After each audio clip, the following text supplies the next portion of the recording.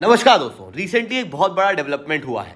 Russia के अंदर BRICS की समिट चल रही है। इसी बीच में 10 नए देशों को ब्रिक्स के अंदर जोड़ा जाएगा और 10 नए पार्टनर्स को यहाँ पर इंक्लूड किया जाएगा, जिसके लिए कई सारे देशों ने ब्रिक्स की मेंबरशिप के लिए अप्लाई किया है। लगभग 34 देश यहाँ पर देखने को मिल रहे हैं। इसमें से आप खास देशों के नाम अगर देखोगे तो आपको दिखाई देगा पाकिस्तान, तुर्की, क्योंकि ये प्रो चाइना आइडियोलॉजी को दर्शाते हैं, यानी कि चाइना इन दोनों देशों को इंक्लूड करना चाहता है। वहीं तीसरी तरफ सीरिया, पैलेस्टीन और म्यांमार जैसे देश यहाँ पर जोड़ने की बात की जा रही है, क्योंकि इन देशों ने भी अप्लाई किया है। और ये तीनों देश अगर आप देखोगे तो अभी वॉर टोन देश देखने को मिल रहे हैं। ऐसी कंडीशन के अंदर चाइना चाहता है ब्रिक्स जो है वो एक्सपांड हो। रशिया और ईरान भी सिमिलर प्रकार की सिचुएशन चाहते हैं। वहीं दूसरी तरफ भारत चाहता है कि ब्रिक्स को इमीडिएटली बहुत ज़्यादा एक्सपांड ना किया जाए। ये चीज़ अभी हम लोगों को देखने को मिल रही है। तो दोस्तों, सवाल ये उठता है कि भारत और चाइना का स्टैंड इस तरीके से अपोजिट अभी क्यों देखने को मिल रहा है। दूसरा, कि इतने सारे कंट्री अभी ब्रिक्स के अंदर पार्टिसिपेट करने में क्यों इंटरेस्टेड है।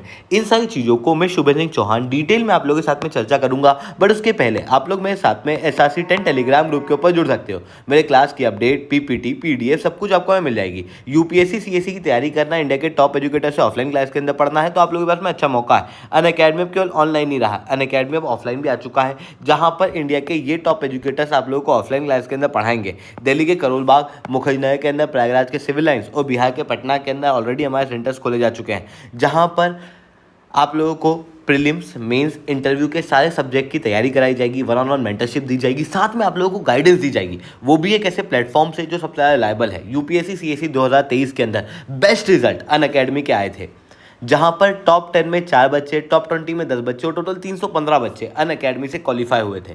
अगर आपको भी अनअकैडमी के ऊपर जुड़ना है तो नीचे डिस्क्रिप्शन के अंदर मैंने 2 लिंक दी हुई हैं। उन लिंक को खोलना, उनको फिल आउट करना, हमारी टीम आपको कॉल करेगी, उसके बाद में आपको कंप्लीट गाइडेंस देगी। इसके अलावा अगर आप अभी अपनी तैयारी कर रहे हो और आप सोच रहे हो कि यार मैं किस लेवल पे हूँ, एक बार ये समझ में आ जाए, तो आप हमारे अनअकैडमी टेस्ट के अंदर जुड़ सकते हो, जो कि बिल्कुल फ्री ऑफ कॉस्ट होने वाला है प्रयागराज के ऑफलाइन सेंटर के अंदर सुबह 10 बजे 19 अक्टूबर के दिन।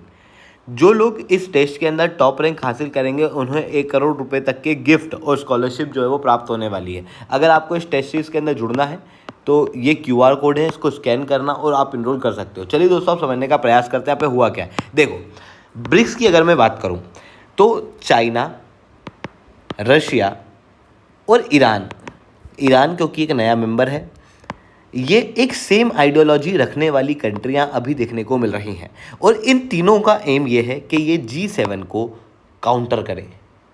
इसी कारण से ये ब्रिक्स को एक्सपांड करना चाहते हैं। चाइना जो कि एंटी वेस्ट आइडियोलॉजी अभी दिखा रहा है, यही पाकिस्तान और तुर्की जैसे देशों को ब्रिक्स के अंदर जोड़ना चाहता है। भारत को एंटी वेस्ट आइडियोलॉजी से बहुत दिक्कत है नहीं, बट भारत को दिक्कत है पाकिस्तान और तुर्की जैसे देशों का ब्रिक्स के अंदर जुड़ने से। ऐसी कंडीशन में चाइना जो है वो अपने मंसूबों में इस समय पर सक्षम हो सकता है, क्योंकि रशिया अभी युद्ध से जूझ रहा है और पूरी तरीके से चाइना के ऊपर डिपेंडेंट है। ईरान भी इजराइल के साथ में युद्ध पे जुड़ रहा है, इस वजह से चाइना के ऊपर ये भी डिपेंडेंट है। इस वजह से जो चाइना चाहता है उसी तरफ रशिया और ईरान अलाइन करेंगे, जिसके कारण से पाकिस्तान और तुर्की के फेवर में ये 3 वोट्स आ सकते हैं। वहीं दूसरी तरफ UAE, इंडिया और सऊदी अरेबिया, इनको अगर हम देखें तो UAE और सऊदी अरेबिया हो सकता है कि पाकिस्तान को इंक्लूड करने की बात करें, पर भारत जो है वो यहाँ पर अगेंस्ट होने वाला है।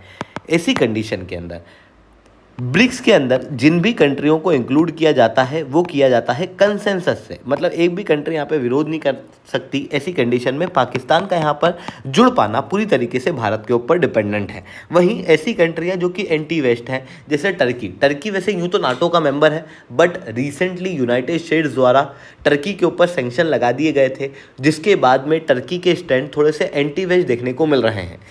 उसको रोकने की कोशिश यहाँ पर यूएई और सऊदी अरेबिया द्वारा की जाएगी। तो इस तरीके की चीज़ें जो है वो हम लोग को यहाँ पर देखने को मिल रही है। इसके अलावा बात आती है कि भाई इतने सारे देश अभी ब्रिक्स के अंदर क्यों जुड़ना चाहते हैं। तो देखो, ब्रिक्स जो है वो एक्चुअल में 2001 के अंदर गोल्डमैन सैक की एक रिपोर्ट आई थी, जिसके अंदर ये बताया गया था कि दुनिया की ऐसी बड़ी और फास्टेस्ट ग्रोइंग इकोनॉमी जो आने वाले समय में ग्लोबल इकोनॉमी को डोमिनेट करेगी, उन्हें एक ग्रुप बनाना चाहिए। और उसी के आधार पर पहले ब्रिक बना 2010 के अंदर, इसके अंदर साउथ अफ्रीका जुड़ा और ये ब्रिक्स बन गया, जहां पर Brazil, Russia, India, China, south Africa शुरुआत के अंदर देखने को मिल रहे थे। रिसेंटली ब्रिक्स का एक्सपांशन किया गया था और इसके अंदर 5 और देशों को जोड़ा गया था, जिसमें Iran, UAE, Saudi Arabia, Ethiopia, Egypt देखने को मिल रहे हैं। अर्जेंटीना भी जुड़ा था, पर उसके बाद में अर्जेंटीना ने जुड़ने से मना कर दिया था। इस वजह से मैं 5 ही देश आपको बता रहा हूँ, क्योंकि अर्जेंटीना ने अभी तक कंफर्म नहीं किया है कि वो ब्रिक्स के अंदर जुड़ेगा या नहीं। हालांकि बचे हुए 5 देशों ने यहाँ पर ब्रिक्स के अंदर अपनी मंजूरी दे दी है। अब बात आती है कि इतने सारे देश ब्रिक्स के अंदर जुड़ना क्यों चाह रहे हैं। देखो, ग्लोबल लेवल पे जो डोमिनेंस है वो अभी वेस्टर्न कंट्रियों की देखने को मिलती है मल्टीलेटरल इंस्टीट्यूशन में, जिससे लगभग हर डेवलपिंग कंट्री परेशान है। आपने डिपेंडेंसी थ्योरी के अंदर इस बात को बहुत अच्छे से समझा भी होगा। ऐसी कंडीशन में लोग चाहते हैं कि वेस्टर्न हेजिमनी के खिलाफ कोई ऑर्गेनाइजेशन उतरे, ताकि ग्लोबल लेवल पे एक बैलेंस बना रहे, और वही चीज़ अभी ब्रिक्स कर रहा है। ब्रिक्स ने डी डॉलराइजेशन को करने के लिए ब्रिक्स करेंसी की बात की हुई है। इन्होंने कंटिंजेंट रिजर्व अरेंजमेंट की बात की है। स्विफ्ट पेमेंट सिस्टम को रिप्लेस करके एक नया अल्टरनेटिव लाने की बात की है। ईस्ट ट्रेड ट्रांसपोर्ट की बात की है। न्यू डेवलपमेंट बैंक, जो कि आने वाले समय में आईएमएफ को रिप्लेस कर सकता है, इसे भी बनाया गया है ब्रिक्स के द्वारा। मतलब ब्रिक्स एक तो एंटी वेस्ट एजेंडा रखती है, वहीं दूसरी तरफ यही ब्रिक्स लगातार कुछ ना कुछ एक्शन करती हुई दिखाई दे रही है, जो कि ब्रिक्स मेंबर कंट्रियों को काफ़ी बेनिफिट प्रोवाइड कर रही है। वहीं ब्रिक्स की अचीवमेंट बढ़ती हुई दिखाई दे रही है, क्योंकि ये वो देश है जो आने वाले समय में मेजर इकोनॉमी होंगे। आज के समय पे ये ऑलरेडी इकोनॉमी के मामले में G7 कंट्रियों को आउटग्रो कर चुके हैं। मतलब ये G7 कंट्रियों को ओवरटेक कर चुके हैं। ऐसी कंडीशन के अंदर कई सारे देश जो हैं वो ब्रिक्स का भाग जो है वो बनना चाहते हैं। तो ये चीज़ें हम लोगों को यहाँ पर देखने को मिल रही है। बट ब्रिक्स के एक्सपांशन के अंदर या फिर फ्यूचर एजेंडा के अंदर थोड़ी सी दिक्कत भी हम लोगों को दिखाई देती है।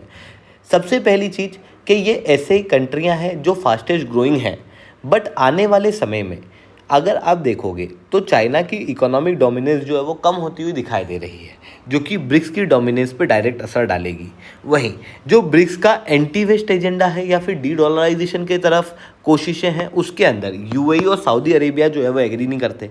ब्रिक्स के अंदर इंटरनल कॉन्फ्लिक्ट काफ़ी ज़्यादा है, जैसे रशिया और चाइना के बीच में सेंट्रल एशिया को लेके कॉन्फ्लिक्ट देखने को मिलता है, भारत और चाइना के बीच में कॉन्फ्लिक्ट देखने को मिलता है। धीरे धीरे करके जो ब्रिक्स का एक्सपांशन हो रहा है वो भी लाइक माइंडेड कंट्री का हो रहा है, जिसके अंदर आपको रशिया, ईरान, चाइना देखने को मिलेंगे। ऐसी कंडीशन के अंदर ये कंट्रियां मिलके इंडिया के जो एजेंडा है उनको कई बार इग्नोर कर देते हैं। तो ये प्रॉब्लम हम लोगों को ब्रिक्स के अंदर देखने को मिलती है। आई होप ये सारी बातें आपको समझ में आई होंगी। लेक्चर अच्छा लगा हो तो लाइक करना, लेक्चर बहुत अच्छा लगा हो तो नीचे 7 से 10 कमेंट करना। यूपीएससी सीएससी की तैयारी करना, इंडिया के टॉप एजुकेटर से ऑफलाइन क्लास के अंदर जुड़ना, तो आप लोगों के पास में अच्छा मौका है। अनअकैडमी अब केवल ऑनलाइन ही रहा, अनअकैडमी अब ऑफलाइन भी आ चुका है। दिल्ली के करोलबाग, मुखर्जी के अंदर, प्रयागराज के सिविल लाइन्स के अंदर ऑलरेडी हमारे सेंटर्स खोले जा चुके हैं। अगर आपको हमारा सेंटर देखना है तो इस वीडियो को एंड तक देखना।